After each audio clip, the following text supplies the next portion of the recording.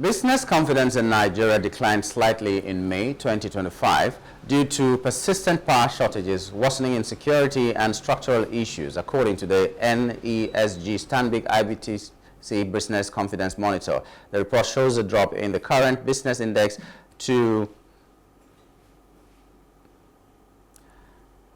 a drop to plus 9.78 from plus 12.29 in April, signaling reduced momentum despite ongoing economic reforms. Agriculture was the worst hit sector, posting a negative index of 1.77, largely due to climate change and weak infrastructure. The contrast on manufacturing and trade remained in positive territory, although overall performance slowed compared to the previous month. Despite challenges, optimism remains. The business confidence measure rose to plus 32.44, up from plus 28 or 28.04, reflecting improved expectations for the coming months. FX reforms and slowing cost pressures have helped businesses stay afloat, but high inflation, poor consumer spending, and investment hesitancy still pose risks. Our guest this morning is Mr. Segun Shokweton, and we'll be looking at this business confidence. Good morning and welcome to the show this morning, sir. Good morning. Thanks for having me. With all the grammar we've heard from the report and all that, what is the reality on the ground, business confidence-wise? I mean, it's interesting that that's your first question, because as you were speaking, that's what I was thinking. I was thinking that, these types of reports are very good.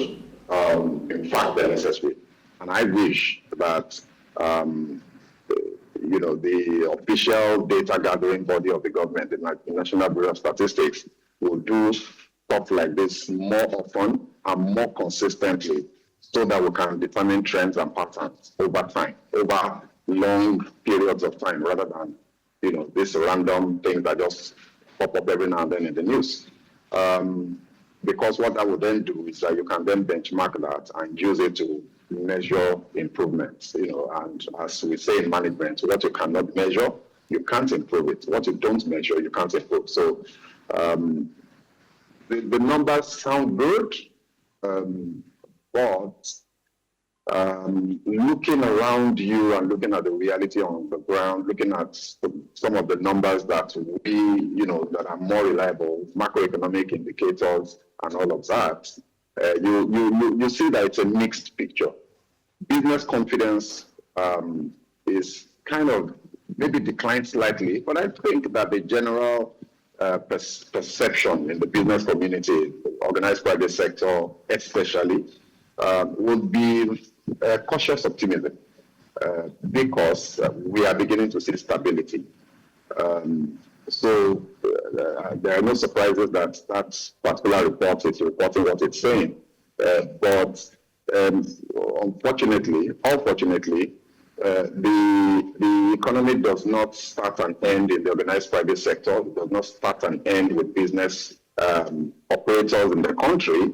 There is a huge percentage of economic activity that is accounted for by the informal sector. And these guys are right there, pretty much at the bottom of the pyramid, very susceptible and vulnerable to all of the very serious challenges that we have as a country, and all of the failures of governance and failures of infrastructure, failures of service, and all of that. And so, whilst we're looking for the good news and the silver lining, in the dark clouds, we must ensure that our eyes are firmly rooted on the reality, on what's actually happening around us. And I think that if you do that, then you find that the picture is still very grim. It's very dire. We're nowhere near where we need to be, where we should be, and we should not be trying to paint the picture otherwise. We have no business trying to convince ourselves that things are getting better. They're not. So let me give you an example. Foreign exchange, that report talked about foreign exchange and stability. And I wonder, what exactly do we mean by stability? Because stability as a word in itself, it's a no-brainer. Our foreign exchange rates have been stable for decades. Let's be honest. So the question is, do you achieve stability by fiat, by fixing the rates, or by defending your currency, as some people would like to say, or do you achieve stability by floating the currency and then managing all of the factors that will ensure that having floated it, the forces of demand and supply keeps it at a level where predictability is then possible, right? So if you do that, what then happens to the overall economy, as a result of the floating? We have to look at the total picture. So it's not enough to just talk about stability. The fact that, exchange rate is 1,550 or 1,598 now, and it's been around the 1,550, 1,650 range for almost a year.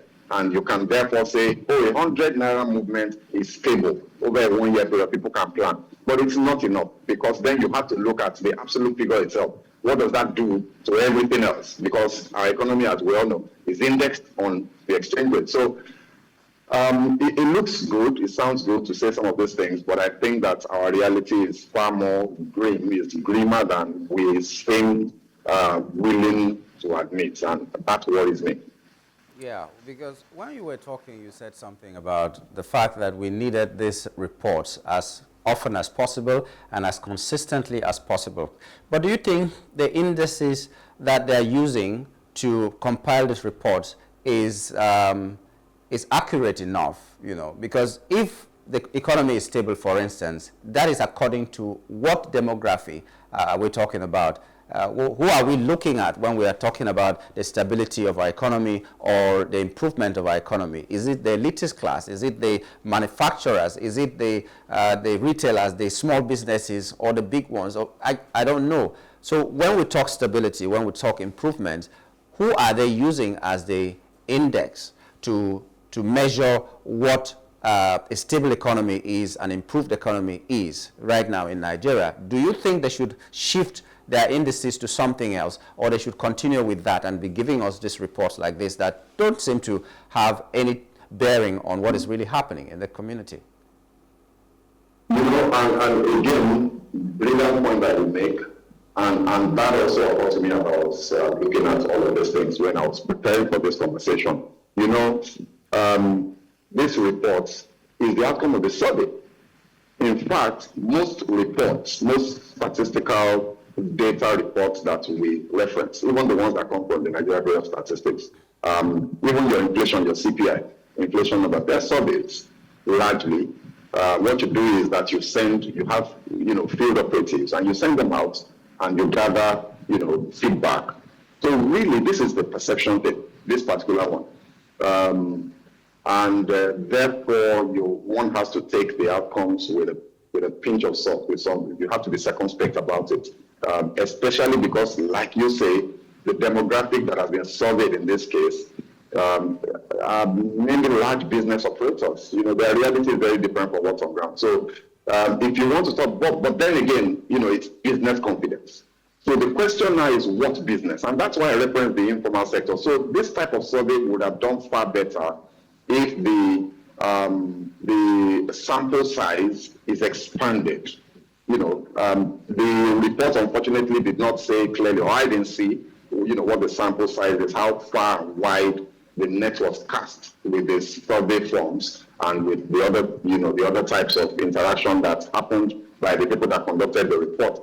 So if, for example, we're talking, say, this happened in 36 states, and happens with a certain number of thousands of respondents that were deliberately curated to ensure that there is a wide representation across all of the different types of operators and players, across all demographic groups, and all of that, then we could say that maybe this is representative of reality to a certain degree. But I don't know that based on that, and therefore we do have to be careful with what especially when what it's saying doesn't really quite align with reality. So like I said before, there is some optimism. There's no doubt about that, because things are no longer getting worse. But are they getting better? And we want them to get better. We would like to see exchange rates, for example, at 1,000 naira. Bearing in mind that we started off from 650, if memory serves, in the parallel market, and about 550 in the offshore market, just 2 years ago, actually, just 2 years ago. it would be nice to see the thing now, having done all the things that we've done, come back down to around 1,000, because that would have a dramatic effect on everything else. And it's possible to do that if we simply do the right things from a policy standpoint. For example, why are we still importing PMS? We have no business importing PMS, and that one single action will reduce the pressure, the demand pressure on dollars, and the exchange rate will collapse. Why are we not doing that? So there's still so much that we can do better that we're not doing. And a report like this simply tries to, sell hope. And I don't think that you do yourself any good by selling hope when your situation is dire. That's not to say you should be, you should allow yourself to sink into despair. Hope is very important, but you shouldn't lie to yourself, because if you are lying to yourself, then you're going to die, in your virtual reality. So we need to be true to ourselves. We need to tell ourselves the truth about what our situation is, and then ask ourselves the hard questions. Why are we not doing the things that we should be doing to make things better? Because these things are not rocket science. We can do, just two actions, just two policy actions from this government today. Exchange rate will collapse at least to 1,200 naira to the dollar. And imagine what that does to the price of goods, even food, across the economy. So why is that not happening? I think those are the things that we really need to be talking about. It's a long time I went to a market to find out that something has come down in price. Whatever goes up hardly ever comes down in Nigeria. But a worrisome thing is that business, if left for me, I think that business is not moving if all the money you're making from the business is plowed into food or some other necessities that you could have had for cheaper, because whatever profits you're making, you're spending it, so you're not saving anything. So for me, that business is not moving at all. So we cannot, separate or divorce business and the livelihood that you're having in the country. So now, you've talked about the naira, floating of the naira, how it is affecting us. We've talked about so many other things that are affecting us. I'd like you to continue in that trajectory, to just suggest some things that can make life a little bit more meaningful, a little bit easier for the people of Nigeria. Not just that business is moving, business improving and all that, because when you do business and it moves, it should reflect in your life as well as citizens. Mr. Gaji, simple solution, simple suggestion, Mr. President, Bola Ahmed Tinubu. Apply the Nigeria First policy to PMS. Just watch the magic. Look, let us ask why we're still importing PMS. Apply Nigeria First. We've got Dangote refinery, we've got Bua, we've got quite a number of smaller modular refineries. As we speak today, sir, we produce more PMS than we need in the country. Dangote is actually exported. Why are we still importing? So that Nigeria First policy that the president declared just a couple of weeks ago, let's apply to PMS. And what happens to exchange rates? It's frustrating, to see that the things that we can do, we should do, and that are easy to do are not being done for personal vested interest. It's really painful. It's painful. The other thing, for still talking solutions, if you want to see business improvement that affects the lives of all Nigerians today, fix electricity. It's not hard, So if you think about the electricity problem and you look at it from the point of view, the big picture, you talk about transmission, generation, distribution, you're going to get stuck in a rut that you can't get out, because the infrastructure decay in those areas from a national point of view I think is irredeemable. So you have to look elsewhere. You've got to cast your game beyond what we have on ground now. Trying to get generation or distribution above 5,500 megawatts. Are you joking? 5,500 megawatts for 230 million Nigerians across 928,000 square kilometers of land mass. We're joking, right? So don't try to solve it by fixing transmission or by fixing generation or distribution. Bring the available technology to bear on the problem. Create policies that will drive alternative energy. Everybody is going solar. Everybody that can afford it. Everybody. The only reason people are not on solar now in this country today is that they can't afford it. There is no other reason. So what can government do? What policy can government put in place that that will make that will democratize it. If we do that, our entire power situation, electricity situation will dramatically improve, and businesses will improve, innovation, creativity, productivity will shoot up, and people will see money to spend, and inflation will come down. So these things are not difficult, but for some reason, we don't do the things we need to do, and we need to keep asking why. Why have these things not been done? So fix electricity, stop importing PMS, and fixing electricity, I'm not talking about the long-term 10-year, 15-year plan where you're trying to revitalize or renew your transmission grid. I'm saying there are solar panels available everywhere today.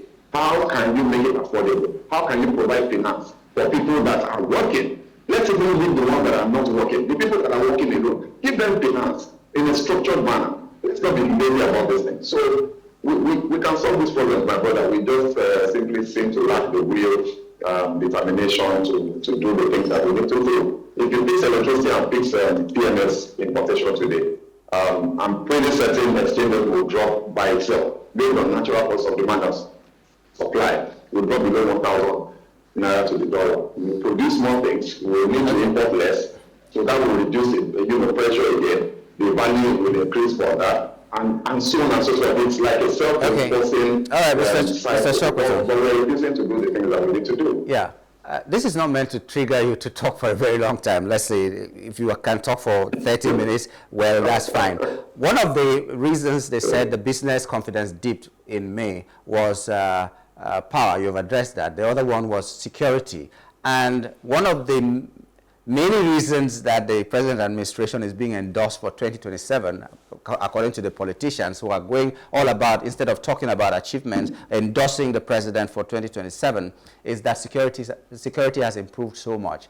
What is your rating of security? Be very brief about this. In Nigeria, right? You don't even read my rating. There's a Global Terrorism Index, GTI. Nigeria moved from sixth worst terrorized country in the world as at 2022, eighth worst, and then go to sixth worst as at 2023, and it's back went up to eighth worst, and it's back to sixth worst. In other words, as at 2024, Nigeria is the sixth worst terrorized country in the world, and we say the security has improved. Well, like to have done. So you don't need my rating. There is a ranking that is published annually. What is this government doing deliberately to ensure that we move on that ranking dramatically? That we fix banditry, fix Boko Haram, the ones in the southeast. We're not doing anything about these things because they have been commercialized. My brother, let's tell ourselves the truth. They've been commercialized. So until we're ready to move forward, we will not move forward. All right. Well, that is the much we can take. Well, we do hope that everything improves in Nigeria. I wish that you have a wonderful day, Mr. Shokweton. Thank you so much for being a part of our show this morning. Thank you, my brother. Have a wonderful day. You too. We've been talking to Mr. Segun Shokweton on the topic business confidence dips in May amid power and security wars. We'll take a brief break and we'll be joined by a chiropractor to tell us about his practice and how Nigerians can take advantage of that. Stay with us.